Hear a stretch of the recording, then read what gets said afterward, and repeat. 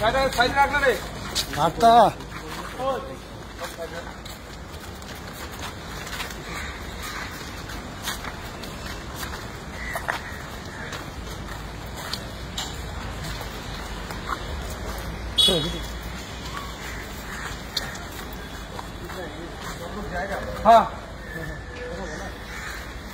बोलो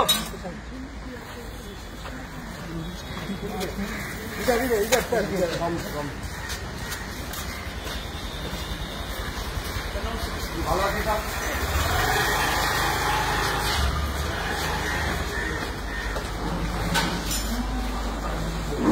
নিচে যেতে হবে কোন ফ্লোরে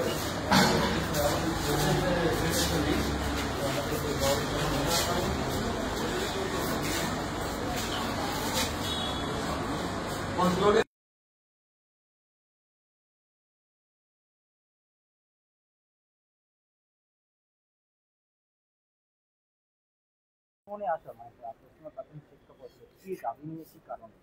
দেখুন যেভাবে পশ্চিমবাংলায় 2012 থেকে আর 2025 এর মধ্যে প্রায় 25,000 প্রাইমারি স্কুল ভ্যানিশ হয়ে গেছে, গায়েব হয়ে গেছে।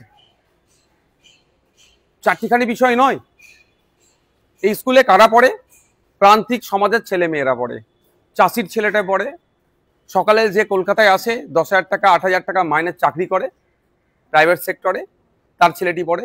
যে কলকাতা ওলা উবের চালায় তার ছেলেটি পড়ে। যে জোম্যাটো সুইগি বা এই ধরনের যারা গিগ ওয়ার্কার্স যারা আছে তাদের ছেলেপুলেরা পড়ে। আর্থিকভাবে যারা দুর্বল তাদের ছেলেগুলো এখানে পড়ে। সেই স্কুলগুলো প্রায় 25,000 বন্ধ হয়ে গিয়েছে। এই স্কুলগুলো খুলতে হবে। প্রাথমিক শিক্ষা বিষয়ে জোর দিতে হবে এই বিষয় নিয়ে। আর এই বর্তমানে যে 49,000 স্কুল আছে প্রাথমিক স্কুল, প্রায় 1.5 লক্ষর কাছাকাছি শূন্য পদ আছে। আমরা সেটা চাইছি দ্রুততার সাথে সেটা পূরণ করা হোক। গতকালকে আমরা দেখলাম যে 13,421 ভ্যাকান্সি করেছে, আর 2023-এ যারা টেট দিয়েছে তাদের রেজাল্ট আউট করেছে। আমি 21 তারিখে মেল করেছিলাম, আমি যে 25 তারিখে আসছি, হয়তো সেখানে চাপকে তড়িঘড়ি পাবলিশ করে দিয়েছে। কিন্তু ওই 13,000 দিয়ে চলবে না। শিক্ষা ব্যবস্থা যেভাবে ধ্বংস হতে চলেছে, প্রায় প্রাথমিক শিক্ষা ব্যবস্থা, বুনিয়াদী শিক্ষা যেখান থেকে পায়, সেটা তড়িঘড়ি সেটাকে রিকভারি করা দরকার। ইমিডিয়েট 50,000 ভ্যাকান্সি ঘোষণা করতে হবে সেই বিষয়ে কথা বলার জন্য। কারণ আপনারা জানেন আমাদের গৌতম বাবু যখন চার্জ নিয়েছিলেন তারপরেই প্রেস করে অনেক কথা শুনিয়েছিলেন। ভালো লেগেছিল আমাকেও ভালো লেগেছিল। কারণ আমি যখন আমার ইউনিভার্সিটির বন্ধুরাও এখন অনেকে চাকরি পায়নি, ওরা বিভিন্ন প্রিপারেশন নিচ্ছে, তাদের কথা অন্তত ভেবেছিলাম যে বছরে বছরে নিয়োগ হবে। বছরে দুবার নিয়োগের গল্প শুনিয়ে উনি বলেছিলেন 50,000 রেড সিট ভ্যাকান্সি রেডি আছে, শুধু অনুমোদনের অপেক্ষা।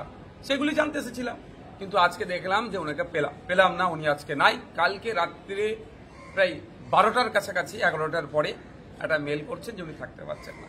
তো রাত অফিসিয়ালি ওই টাইমে স্বাভাবিকভাবে মেল হয় না। তাহলে কি আমাদের দপ্তর এত কাজ করছে, দিন রাত কাজ করে যাচ্ছে? প্রথম কথা তো আমাদের যারা স্টাফ আছে এখানে, আমি এদের প্রতি সহমর্মিতা জানাবো। এদের সাথে আমার কোনো বিতর্ক নাই। দরকার 25 জন স্টাফ, আছে 5 জন। এমনি এদেরকে কাজ বেশি করতে হয়। আবার রাত 11টায় আবার মেল করছে, মানে কত বেশি কাজ করছে। পালিয়ে বেড়াচ্ছে নাকি তাও বলতে পারবো না। আমি তো এসে জিজ্ঞাসা করতাম যে আপনি মিডিয়ার সামনে গল্প শুনিয়েছেন, বলবো এখন যে বছরে দুবার টেট হবে, নিয়োগের গল্প শোনাচ্ছেন এই মর্মে। 50,000 রেডি আছে, অনুমোদনের অপেক্ষায়, হ্যান গল্প শুনেছেন। আপনি এখন 13,421 দিচ্ছেন।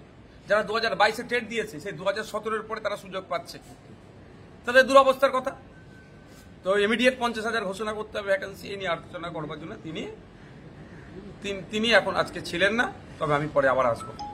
একটা জিনিস দেখা যাচ্ছে যে আজকে এখানে যিনি চার্জে ছিলেন, মানে উনি যাকে অ্যাপয়েন্ট করে গিয়েছিলেন, সে অফিসারের সাথে কথা বললাম, আমাদের ডেপুটেশন ওখানে দিয়েছি।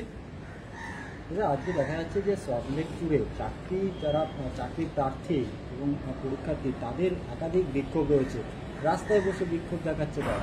আমি একটা কথা বলি, যদি মনে করে রাজ্য সরকার এই 13,421 সীমাবদ্ধ রেখে দেবো, এই পুজো শারদ উৎসব এই সময় আমি কোনো মিটিং মিছিলে যাব না, এই মিটুক রাজ্য সরকার, কিন্তু এটা আমরা কিন্তু ছাড়ে কথা বলবো না।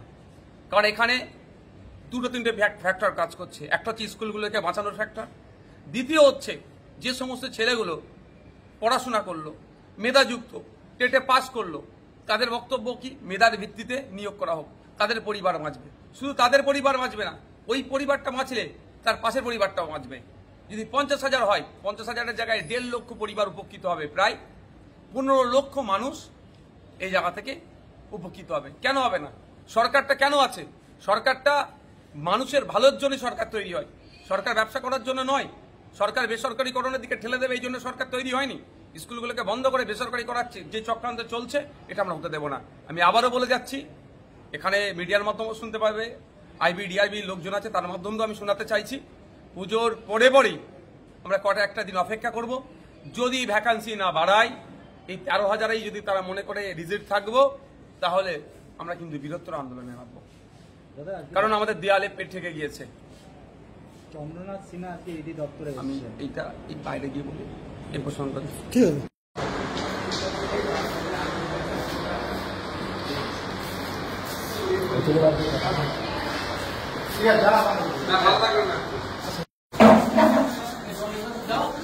জল দিয়ে দেন না। লাগবে না।